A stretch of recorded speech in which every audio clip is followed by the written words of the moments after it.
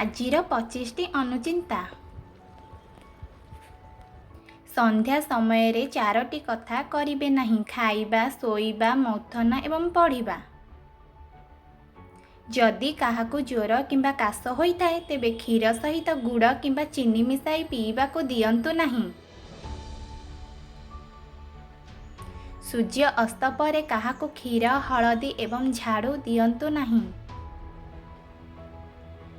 ଅଷ୍ଟମୀ ତିଥିରେ ନଡ଼ିଆ ଖାଇଲେ ମୂର୍ଖ ହୁଅନ୍ତି ଏବଂ ତୃତୀୟ ତିଥିରେ ପୋଟଳ ଖାଇଲେ ରୋଗଗ୍ରସ୍ତ ହୁଅନ୍ତି।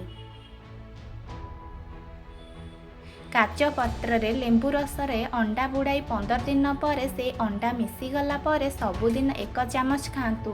ଶ୍ୱାସରୋଗ ଭଲ ହୋଇଥାଏ।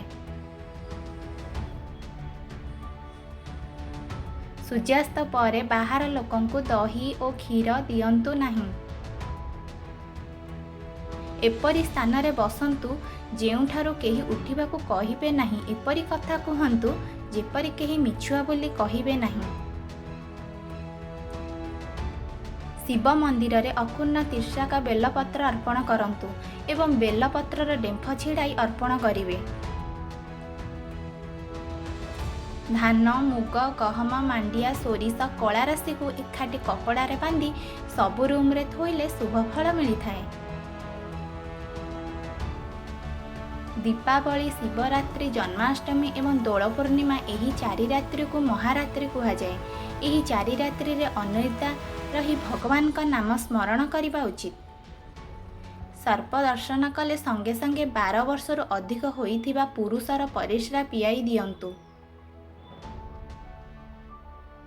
ପ୍ରତ୍ୟେକ ଦିନ ସକାଳ, ମଧ୍ୟାହ୍ନ ଏବଂ ରାତିରେ ଖାଇବା ପୂର୍ବରୁ ଖଣ୍ଡେ ଅଦା ସହିତ ସୈନ୍ଧବ ଲବଣ ମିଶାଇ ଖାଇବା ଦ୍ୱାରା ଗ୍ୟାସ୍ ଜନିତ ସମସ୍ୟା ଦୂର ହୋଇଥାଏ। ସୁନାକୁ କେବେ ବାମ ହାତରେ ପିନ୍ଧନ୍ତୁ ନାହିଁ ଏବଂ ସୁନାକୁ ଲାଲ କିମ୍ବା ହଳଦିଆ କପଡ଼ାରେ ଗୁଡ଼ାଇ ରଖିଲେ ଅନେକ ଶୁଭ ଫଳ ହୋଇଥାଏ।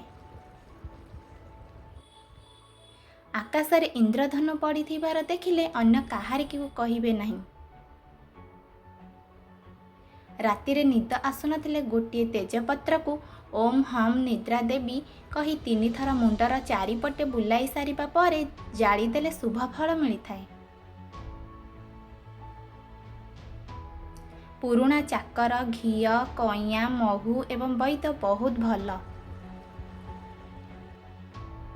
ଅଳ୍ପ ଲେମ୍ବୁ ରସ ସହିତ ଗୋଲାପ ଜଳ ମିଶାଇ ପ୍ରତ୍ୟେକ ଦିନ ସକାଳ ଏବଂ ସନ୍ଧ୍ୟାରେ ପାଟି କୁଳୁକୁଚା କରିବା ଦ୍ୱାରା ପାଟିର ଦୁର୍ଗନ୍ଧ ରୋଗରୁ ମୁକ୍ତି ମିଳିଥାଏ।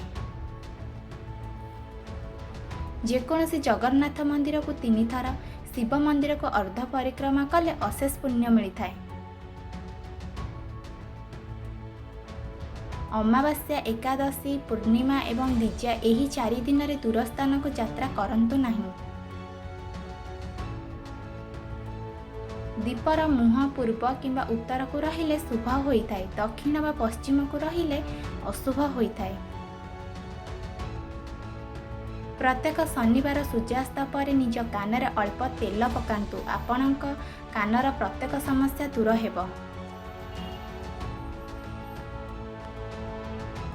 ଗଣେଶ ପୂଜା ଦିନ ସନ୍ଧ୍ୟାବେଳେ ଚନ୍ଦ୍ର ଦର୍ଶନ କରନ୍ତୁ ନାହିଁ। ଅସୁସ୍ଥ ବୃକ୍ଷ ମୂଳରେ ପ୍ରତ୍ୟେକ ଦିନ ଜଳଦାନ କରନ୍ତୁ। କିଛି କଞ୍ଚା କ୍ଷୀରରେ ହଳଦୀ ଗୁଣ୍ଡ ମିଶାଇ ଅସୁସ୍ଥ ବୃକ୍ଷ ମୂଳରେ ଢାଳନ୍ତୁ ଏବଂ ବୃକ୍ଷକୁ ପ୍ରଦକ୍ଷିଣ କରନ୍ତୁ। ଏହା କରିବା ଦ୍ୱାରା ଅନେକ ଶୁଭ ଫଳ ପ୍ରାପ୍ତି ହୁଏ। ଭୂମି ଉପରେ ଆସନ ପାରି ବସିକି ଖାଇଲେ ମଙ୍ଗଳ ହୋଇଥାଏ। ନଡ଼ିଆରେ ବାହାରୁଥିବା ଗଜାକୁ ଖାଆନ୍ତୁ ନାହିଁ। ଭିଡ଼ିଓ ଭଲ ଲାଗିଥିଲେ ଆମ ଚ୍ୟାନେଲକୁ ସବସ୍କ୍ରାଇବ୍ କରନ୍ତୁ।